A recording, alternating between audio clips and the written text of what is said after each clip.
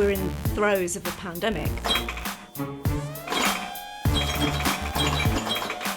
You have to try and produce a lot of vaccine in a very, very short period of time.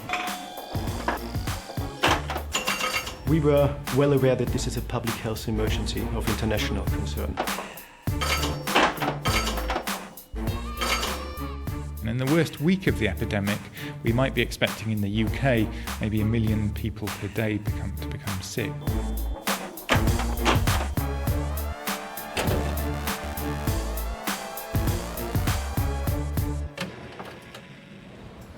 Swine flu has become the first pandemic in over 40 years. More than 150 countries are now battling the virus, which has the potential to infect over 1/3 of the world's population. UK scientists play a leading role fighting this global threat. Dr. Othmar Engelhardt has been busy cracking the genetic code of the swine flu virus and developing the new vaccine. Tarit Mukoptahay is advising the government on the fastest way to produce millions of vaccine doses. Professor Wendy Barkley, an influenza specialist, is on constant lookout for virus mutations. And Professor Neil Ferguson is one of the world's top modelers when it comes to predicting the impact of the pandemic. In Britain, classrooms are at the front lines of a battle against a widespread and unpredictable virus. We have had some confirmed cases, and many more that are probably not confirmed. We've had a pandemic plan as part of our overall resilience plan for over 3 years, and initially the pandemic plan was around the possibility of avian flu. So it's been quite easy for us to adapt that in recent times for swine flu. During the first wave of the pandemic, while some schools were shut, Hampstead and Copthall remained open. We're really pleased that we've managed the situation, we have had cases of flu and we haven't had to close.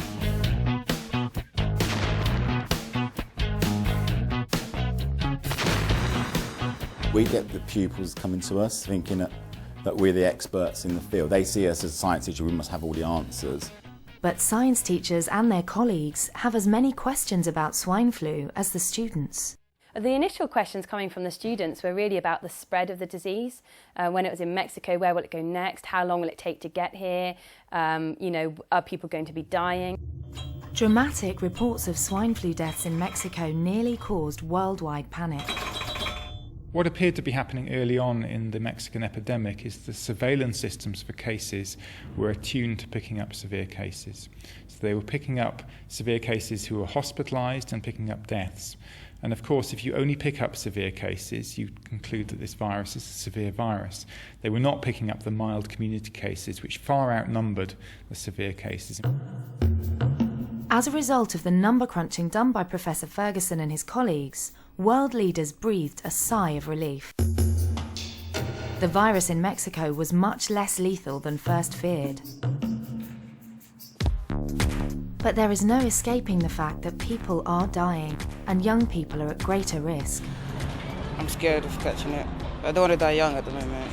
I'm trying not to think about the people dying from it because that's just like scaring me so much. Our body doesn't know how to protect itself against swine flu. Our best understanding of how serious this disease is so far is it's comparable with seasonal influenza, the sort of flu we get year after year. People do die, but they're very unfortunate and in a very small minority. Our best guess so far is about 1 in 1,000 people who get ill with this disease might have a risk of dying. In your lungs is where a pandemic becomes personal.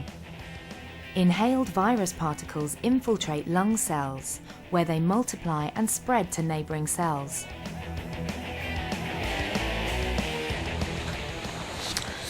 I don't feel very well because I've got a sore throat this morning.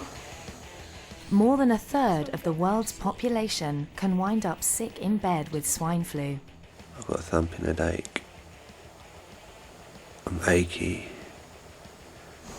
And I don't want to eat anything, but I have to eat something before I take the Tamiflu again. Antivirals such as Tamiflu and Relenza reduce the symptoms of swine flu by holding back the spread of viral particles. There are more cases in people sort of under the age of 18 than there are over. And I think that has to do with our behaviour, mixing. One theory explaining why young people are more at risk presumes that there is greater social mixing between young people than there is between adults. The second theory that's coming out, and this is really from a research group in California, are looking at the experience that older people have in terms of being infected with influenza. Because this virus, the swine flu, is originally derived from a virus that spread through people until 1956 or 1957, that people who were previously infected with that virus in their young life have some antibody memory of the current strain and are protected through that sort of immunological memory. One of the things I would be very helpful to have a bit more information on, if it's possible, is things like the incubation period, because we've had children who've been off a whole... People develop symptoms between 2 and 5 days after being first exposed to the virus. And that probably depends on the dose. So if you experienced a big exposure, then you probably get sick quite soon. If it was a low dose exposure, then the virus is almost, if you like, struggling to survive in your body before eventually making you ill several days later. You feel like hot, sweaty, Headachy, start to move slow, vomiting, diarrhea. The range of symptoms different people get is quite wide, from people having no fever, no high temperature and just a mild cold-like illness, to people really being knocked back in bed for days. Any time from maybe the day before you felt ill to perhaps the day that you get better, you could be infectious to other people.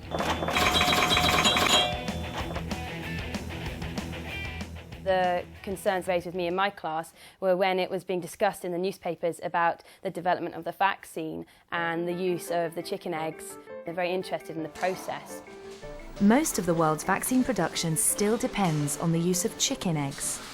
But the prototype of a new swine flu vaccine has to be created first, before mass production can begin.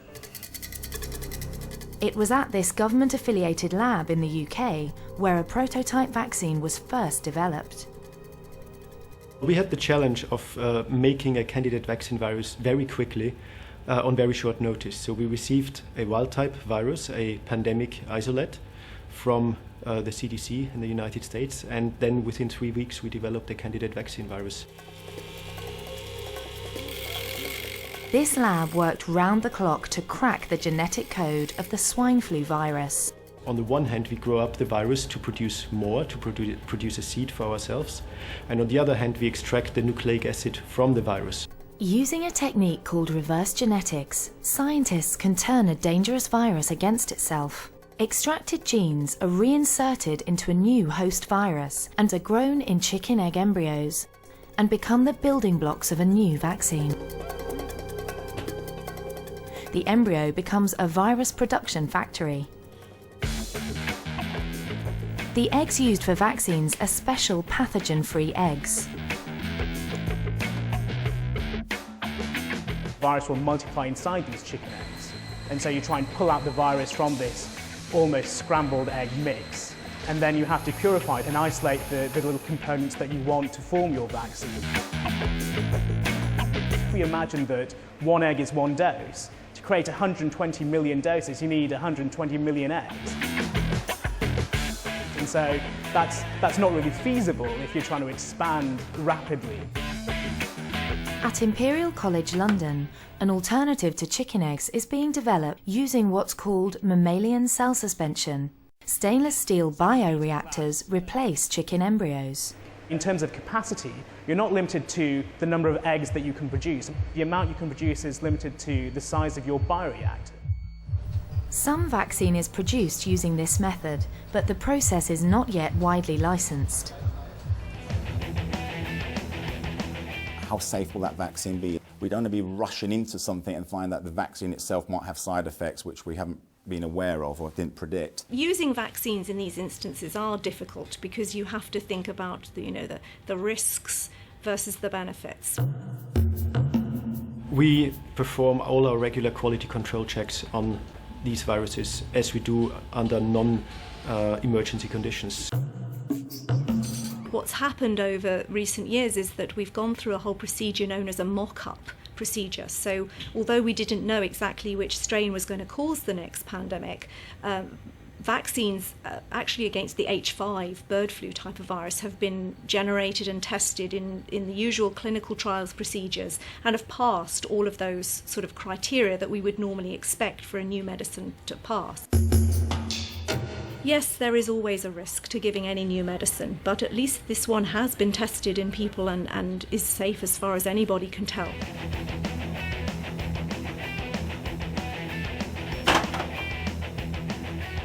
The vaccine they're developing based on the virus now, would it be effective if it mutates into the more virulent strain? An easier question to answer first would be about the likelihood of mutation. Once the virus has infected a great number of people, these people will be immune, it will not be susceptible hosts anymore. Therefore, the virus needs to change if it wants to infect this population again. This swine flu will mutate. The swine flu virus could mutate to a less virulent strain.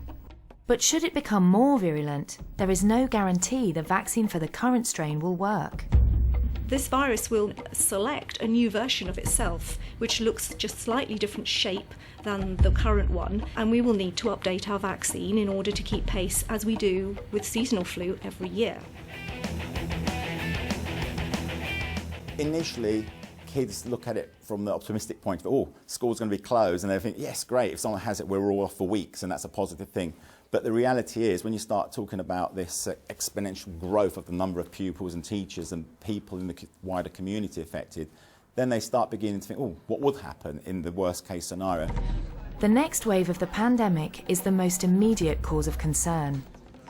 Emergency helplines in Britain and America are gearing up. A lot of the work we're doing is confidential. We're advising a range of governments confidentially. If we feel we're in a situation close to the peak of this epidemic in the autumn where healthcare systems are really not coping, then there may be an argument to make that the costs, the short-term costs of closing schools, are a price worth paying. School closure, even if it's targeted only for around 2 weeks around that peak of the epidemic, can reduce the number by 30 or 40%. In the worst week of the epidemic, we might be expecting in the UK maybe 1 million people per day to become sick.